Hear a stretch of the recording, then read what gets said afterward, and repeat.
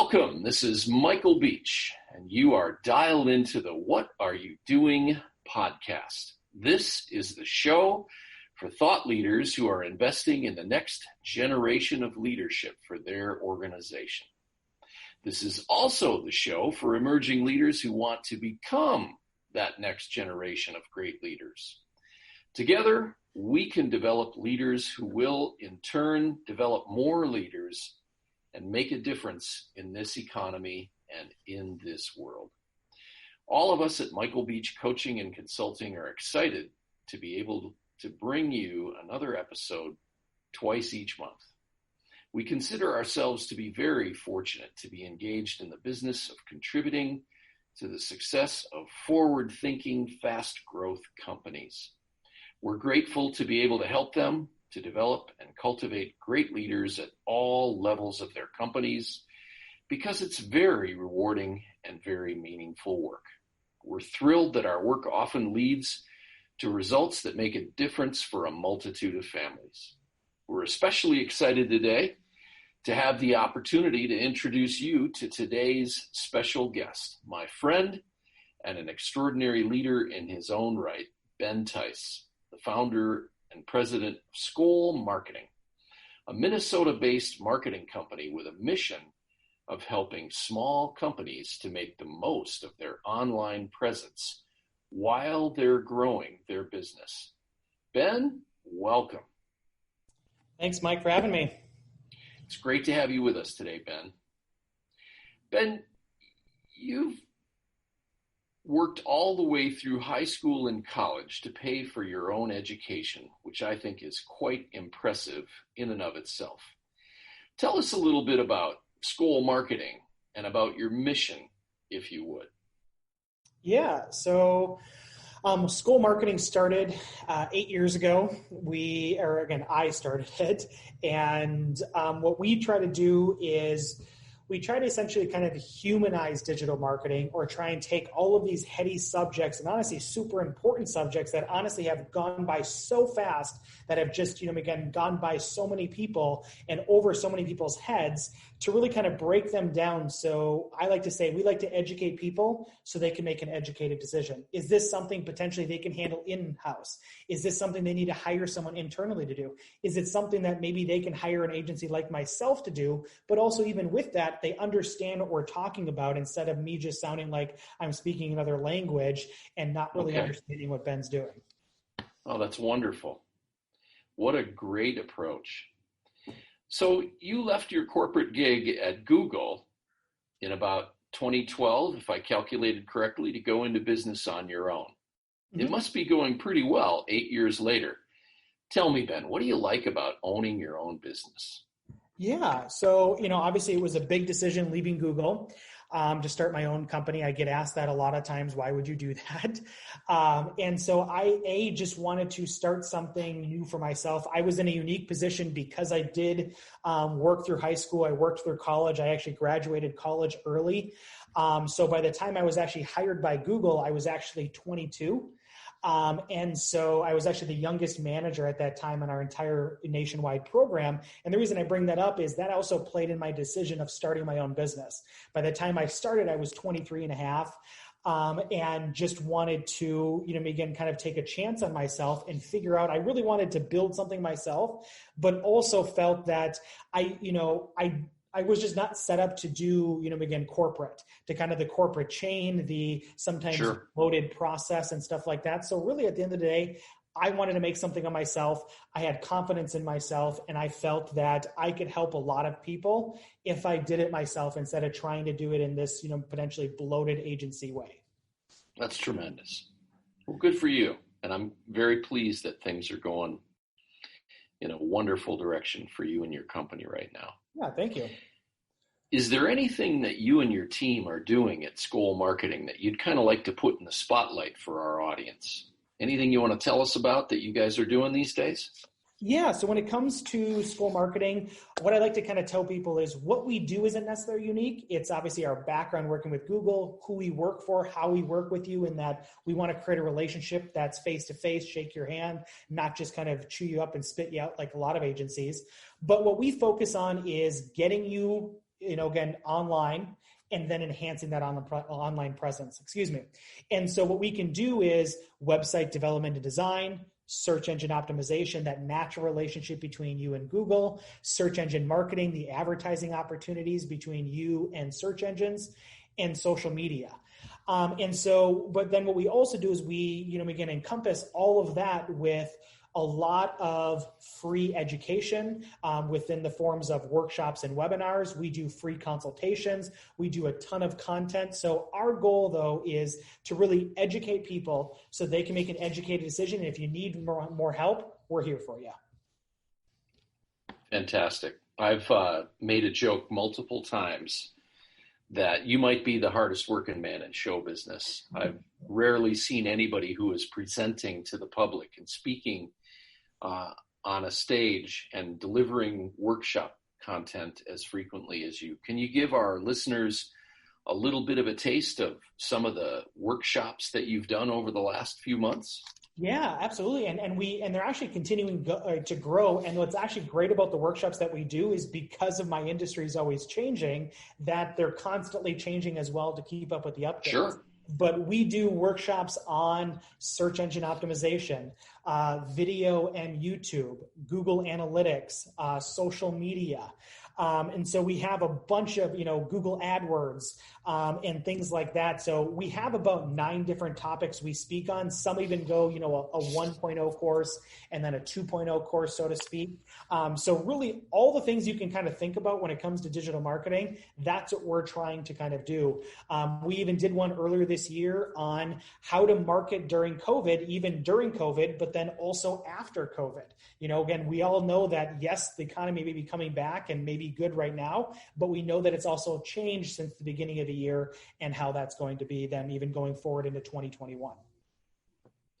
Well, listeners, I've been in the audience for a Ben Theis presentation, and I can tell you that they are always interesting and that the man knows what he's talking about, and he will both educate you and entertain you at the same time. So if you get a chance to see Ben at one of his workshops or at any other public speaking engagement, you can take my word for it. It'll be well worth your time. Ben, at what point in your life or your career did you become involved or interested in leadership? How did you become involved in developing leaders along the way? Yeah, so I would say even from a young age, I always thought of leadership as something to aspire to or something that I liked in that, again, like a lot of times when you're young and not a lot of people have confidence in themselves and there's a lot of apprehension of who's going to raise their hand. And I always had that, that urge to raise my hand and to say, hey, again, like I've got an idea. Why don't we kind of try this?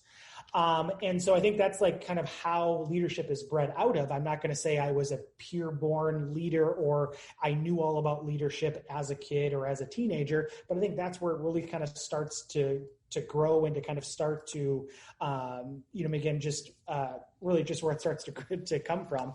And so really from there was just realizing that as you get older, as you get more experience, as you get other, in other situations, that really to be able to inspire, to be able to help people, really at the end of the day, it's about helping. I think a good leader, helps somebody accomplish a task, helps somebody realize their own individual, again, strengths or, again, opportunities, helps them, again, encourage and get over those, again, detriments or opportunities as well. So I'd say it happened really early, but really kind of just, and I was fortunate to be able to put into positions to be able to do that as well throughout my career. Wonderful. Thanks for walking us through that, Ben. I can tell you as a guy who's known you for a number of years, I've seen you grow quite a bit as a leader. And I know it's a journey that you're on and that it's just going to continue to get better and better. Surely not done yet. Did you have any leadership mentors along the way who made a big impression or a big investment in you? Yeah, so I would say, so when I was in college, I got a internship that turned into a job at a company called 360 Sports. We would travel the country putting on D2, D3 football all-star games, even did some internationally. And so I was put into a position of again, authority pretty quick in a pretty large organization for a lot of responsibilities. And so I'd say Terry Sullivan really helped me in that role of giving me the opportunity and me being able, it was honestly, a lot of baptism by fire. Sure. A lot of very stressful nights, but learned a ton. So I would say that opportunity really helped me. And I actually, took that into my Google position, which I think helped me tremendously. And then also when I started Skoll Marketing, there were two individuals, Jerry Zielinski and Jackie Meny, Jerry with Score and Jackie with Jewel, that really kind of helped me not only, again, give me the confidence and kind of the reassurance that I could, start my company, but then also helping me introduce and seeing something in me and seeing something in that Skoll Marketing was doing something different that they wanted to help. So I would say those three definitely at the beginning. Obviously have had other ones like, again, my dad or other, Sure. Individuals that have helped me kind of along the way. But those three, I think, really kind of helped me at that kind of tipping point Sure. of getting out of college and getting into Skoll Marketing. Fantastic. Well, it's great to get someone who's got the knowledge and the willingness to show you the ropes, to make the path a little less bumpy. Yep. Thank you to all those people who've helped Ben become the guy that he is now, because he's quite a guy. So I have to imagine that a dynamic leader like yourself, Ben, has got to invest in yourself to become a better leader. Can you tell our audience a little bit about what you're doing to raise the level of your leadership game? Yeah, so I currently have a business coach. And so we invest, again, heavily into that. I also have two other individuals that I also pay for from the company for business coaching. So really taking it seriously and investing not only, again, money, but also the time and energy that goes into that. And then, again, getting the strategy around that with the coaching to then kind of parlay that into, obviously, it's just like anything is if you don't practice it, if you don't, again, work at it, it's not going to go anywhere. So I'd say, again, taking it and really trying to see it to fruition, knowing that it is a journey, but, again, the separate goals that I set for myself. Mm-hmm. And so some of those goals may be that, okay, when a situation arises that I've been trying to work on either internally or with, again, business coaching, is that, how am I going to react to that? So really for me, it's, again, having the coach and then being able to, again, try and find opportunities to actually implement that. Because one thing that I think is, is difficult was sometimes you can read and read and read about leadership. You can talk and talk and talk about it, but really it's something that has to be done. And so, right. And so you can't necessarily plan on when am I going to be able to show somebody leadership, because true leadership a lot of times happens when you're not watching, when you're not, again, necessarily going, hey, I'm going to lead these guys. It right. happens, again, through the day-to-day, through, again, a lot of times happens through a course of a period of time. Okay. So you not only have a business coach yourself, but you've also invested in having coaching for some of your colleagues in the business. That's quite a commitment. Yes, it definitely is. Again, a financial commitment nonetheless, obviously, but also a time commitment, knowing that there's also an opportunity cost, again, when right. you're doing it during work. Right. I obviously am saying that, again, that time being spent on that coaching session with the time that needs to prepare for it, the time that needs to prepare or unwind afterwards is all an opportunity cost that as the business we're investing in. So it's not just money, it's also, again, other resources that are being utilized as well. Time and effort as well, for sure. Yep. So have you accomplished some things together as you and your colleagues have been working with a coach that you feel good about? Yeah, I think one thing that's really helped me is, I'd say confidence. And I think that just kind of comes with either age and just experience with it. But I think one thing is being more self-aware. Like again, don't get me wrong, I continue to make mistakes when it comes to, again, leadership or being a boss or being, a mentor, again, whatever we want to kind of call it there on a daily basis. But it's becoming better and better to realize it, to rectify it, and to minimize it. And so I think that that's one of the big things that I've seen kind of in myself is being able to kind of, is, again, knowing that it is a journey and being a little bit more self-aware with it, and knowing that we are going to make mistakes. And I'll say one really big thing that I think that I can, that I've really gotten a lot of help with on and have done a really good job of, is when you start to go through, leadership training, business coaching, when you start to become more self-aware, I feel like at the beginning, when you make a mistake or you react in a way that you're like, dang it, that was not very good, you really get down on yourself, and you can almost take away the focus of, hey, let's get better, instead of beating yourself up on the previous, again, maybe not dealing with it the best way, which really does nothing. And so I think like that has really helped me in that, not honing in on the past, but looking at the future. Great. Sounds like that self-awareness is really starting to pay off. Wonderful stuff. Have you noticed any particular obstacles or barriers as you're developing these emerging leaders within your business? Are there any things you've observed that you'd like to share with our audience that they want to keep their eye out for so they don't slow them down or get them stuck? Yeah, I think like just kind of working with them on some of the things that I struggled with again, that it is a journey, that you are going to make mistakes, and that we have to try and either learn from something, or like I said, every opportunity that comes along then is another way to kind of prove ourselves or to keep working at it. Unfortunately, it's not a skill set that we can snap our fingers and be able to kind of do it. There's, obviously not many skill sets that we're able to kind of do that, and realizing that it's just like, very similar to a sport or, playing an instrument or whatever. It takes practice. It takes time. It takes mistakes so that we can learn from them. And so really kind of trying to, again, just kind of construct it in that type of manner is something that I really try to help them with.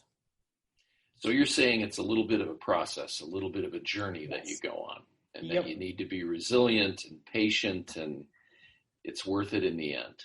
Yep. And, I need to remind myself of that, because I'll be honest, I'm not the most patient person. I'm a very fast, person. And so I need to remind myself of that. Well, if you need to remind yourself of that, Ben, I'll acknowledge that I need to remind myself of that as well, because I am not the world's most patient man either. All right. Well, Ben, I'm curious about this one. What's the greatest leadership advice anyone's ever given you? Do you happen to remember a great piece of advice, and maybe even who might have passed it along? Yeah, so I'd say my probably greatest advice has been that leaders have to know how to follow. I think it sometimes gets lost in that, not everybody is meant to be a quote unquote leader. Now, everyone should be able to have leadership skills, because some of that just even comes with, again, having confidence. Again, if you're on a project, you need to learn how to deal with people, and you may have to have leadership skills. But I think that there are leaders and followers, and yes, some people maybe go in between, but I think it's important that a leader has to know how to follow, because I think it helps with kind of the grand, again, understanding the whole process, as well as understanding, again, as people are following you, what they're going through. Also being able to be humble enough that you don't always have to be the one that is there. A lot of times, obviously, leaders are going to be a lot of times front and center, are going to get the accolades and the praise and everything there. And I think sometimes it's nice to make sure that we have that humbleness to know, and to, again, that we can follow, and that we know how to follow. Because I will say, it is a skill set to know how to follow. It's, again, it's a different skill set, and I don't think it gets talked about as much. So that's one that I would, begin kind of say, and honestly, I don't know who's necessarily told me that. I know it's something that I've kind of experienced, even found out kind of from myself of that, but it's just been more the little tidbits that I've gotten. No one's really said that directly, but a lot of the kind of the tidbits and the experiences that I've had, that's one thing that I've really latched onto. Well, I would agree with you that that's a golden nugget of wisdom. When I was in my corporate life, I had a manager that I can remember specifically, a guy by the name of Dennis Johnson, who I worked for at a company in Minnesota about a decade ago, told me that if you want to be a great leader, first you have to learn to become a great follower. And, you have to be a good teammate. You have to be a good collaborator. You have to follow directions. You have to do things in a certain way so that everybody around you is going to trust you rather than, not want to trust you. Wonderful stuff. What are you doing to clearly identify the most important changes that need to be made to performance tune your business? If I told you that in 14 days' time, you could possess an actionable roadmap for an outstanding future for your business, would you be intrigued?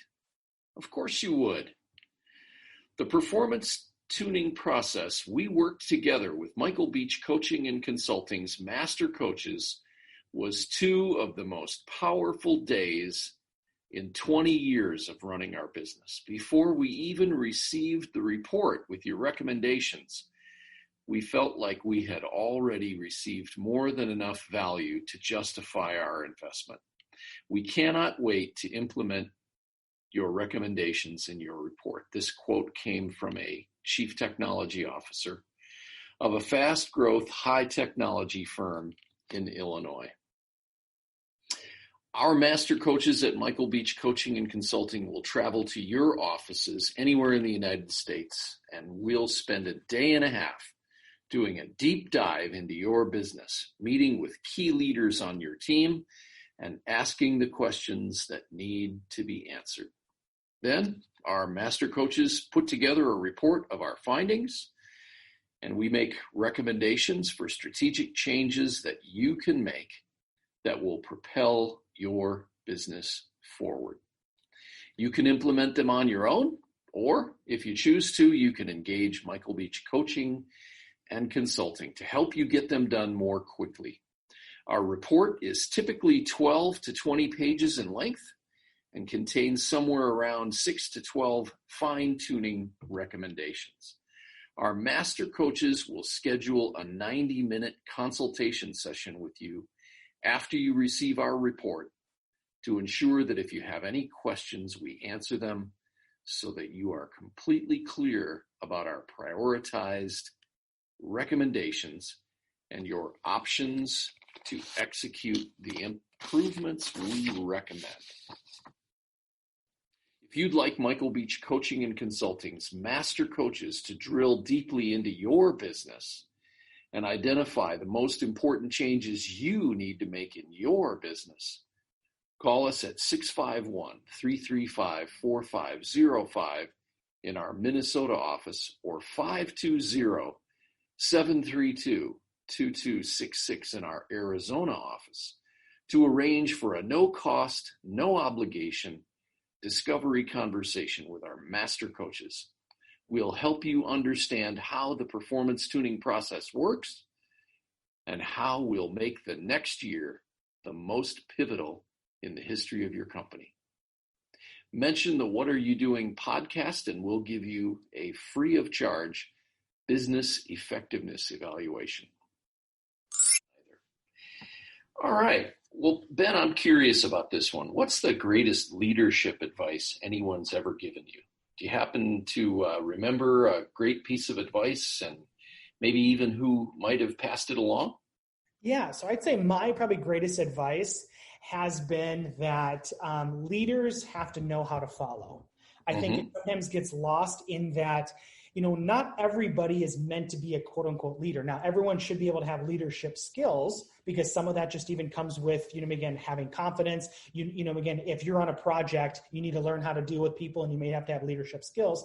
But I think that there are leaders and followers, and yes, some people maybe go in between, but I think it's important that a leader has to know how to follow because I think it helps with kind of the grand, again, understanding the whole process as well as understanding, again, as people are following you, what they're going through. Also being able to be humble enough that you don't always have to be the one that is there. A lot of times, obviously, leaders are going to be a lot of times front and center, are going to get the accolades and the praise and everything there. And I think sometimes it's nice to make sure that we have that humbleness to know and to, again, that we can follow and that we know how to follow. Because I will say it is a skill set to know how to follow.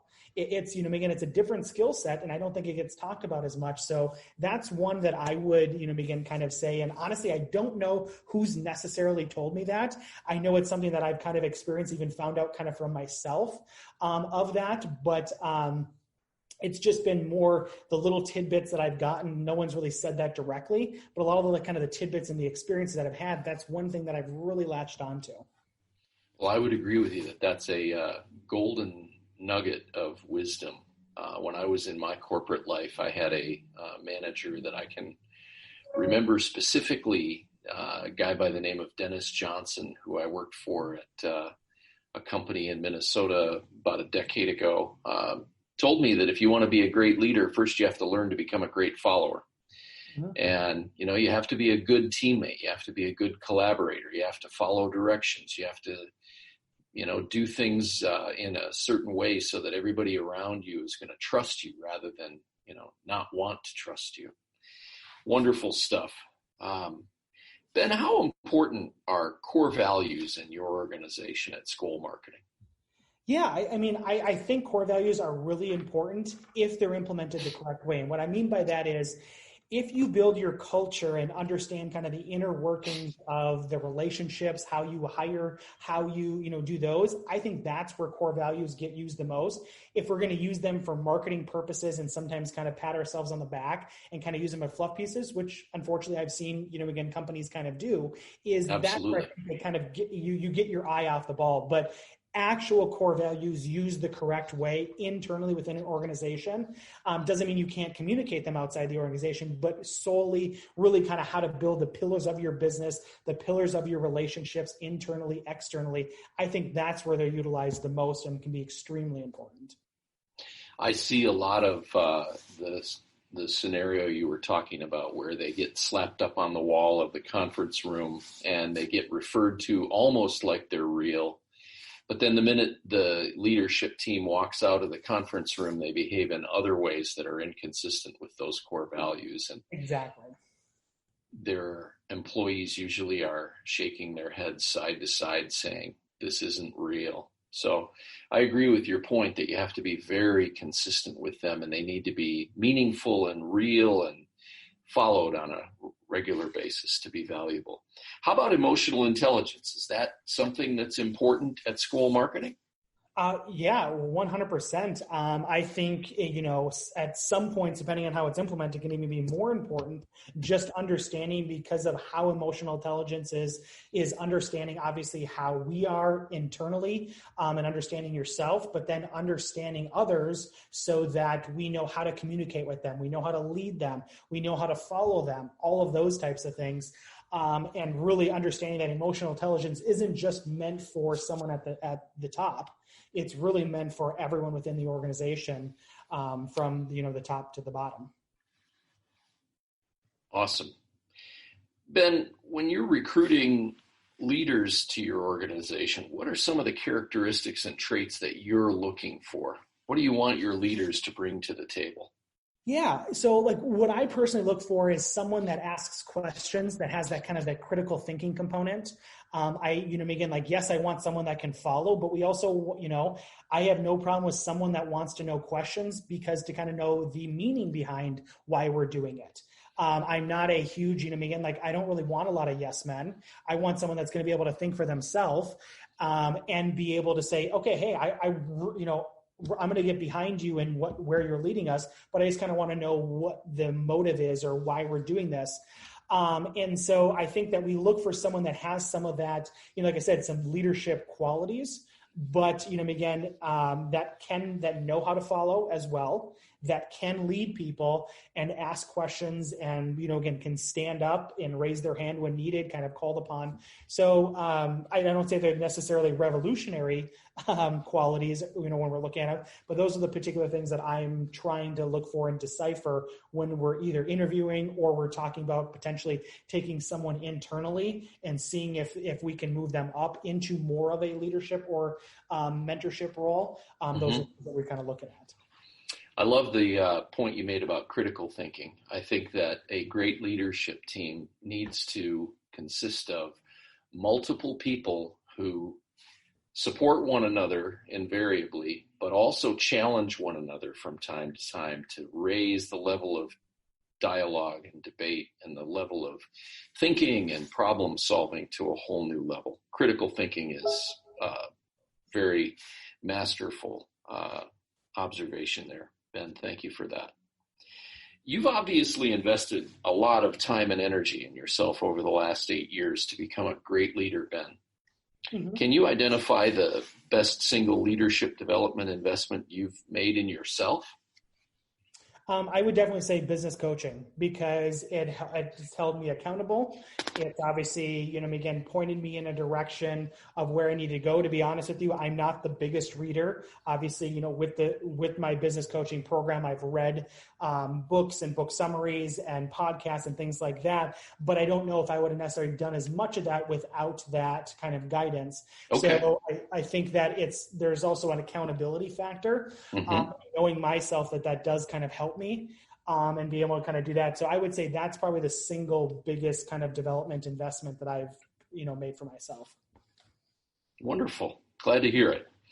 And you have not only, I mentioned this before, and you mentioned it before, you've not only hired a business coach for yourself for the business, but you've also hired a business coach to develop your leadership team, which I think is an extraordinary forward-thinking move. What would you like to recommend to our audience, Ben, about investing in others to help them to develop as great leaders? Anything you'd like to recommend? Yeah, and honestly, I just reiterate what I've said before, that it takes time, that it's a journey. And knowing that, I think the other thing too is that there's just no one way to do it. Meaning that, if you really love to listen, on, podcasts, or you love to read books or even listen to books, if you love interacting with, again, a business coach, I think it's one of those things of identifying that you want to do something and then finding whatever way kind of works for you in that how you can get to that point. And if that is, again, like I said, the books, the PDFs, listening to podcasts, or if it's taking it even a step further and mixing it with that, an actual business coach, or maybe it's a networking group, however it is. Obviously, some of those are going to have different values and different, again, resources involved with them. But I really think that it's understanding that it is a journey, and you kind of have to figure out what's going to work best for you, because your method may not work well for me, and my method may not work exactly for you. Okay. Ben, a couple of other questions. Would love to hear what your favorite band is. So my favorite band is Maroon 5. And your favorite song? So by Maroon 5, it would be Sugar. But my favorite song that I love to hear, again, because it's always a great time, is Skull Vikings, because that means we've scored a touchdown or a field goal. So you're probably one of the biggest Minnesota Vikings fans ever.